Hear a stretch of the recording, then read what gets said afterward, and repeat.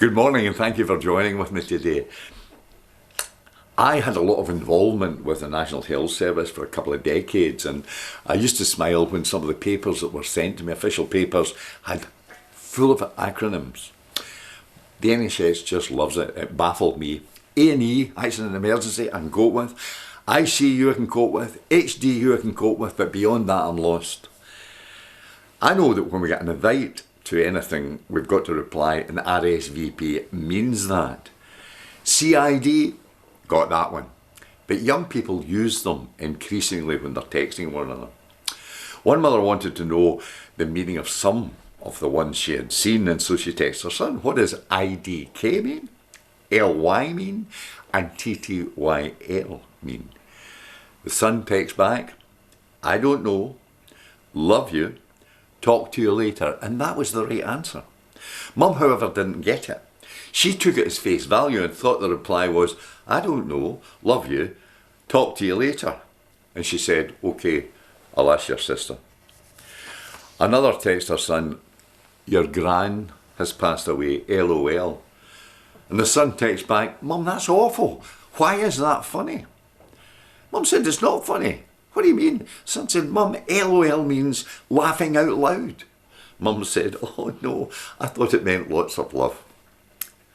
Acronyms, symbols, I suppose they are a way of getting the message across quickly. And God has given us a symbol of his love for us, and the symbol is the cross. In the cross, God left us a powerful symbol of comfort, for God so loved the world, and that's the message. What a wonderful word for those of us who live in such an impersonal age. Sometimes we begin to feel as though we're just numbers on a computer. In the village where I grew up, there was a big family. I'll change the names, I'll call them Wally and Mary. They had a lot of children, in fact so much so they could have filled 2 football teams. One day, however, somebody was calling at the family home at the time of the census and asked Mary how many lived there, and she said, well, there's me, and there's Wally, and there's William, and there's Douglas, and there's Catherine, and there's Sarah, and there's Thomas. At that point the census says, just the numbers, I only need the numbers. And Mary responded, we haven't run out of names yet.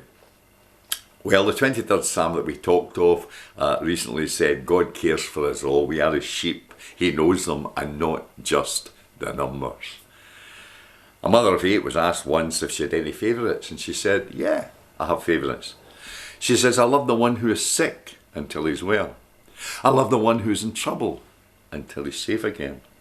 I love the one who's furthest away until she comes home. And Jesus said, that's what God's like.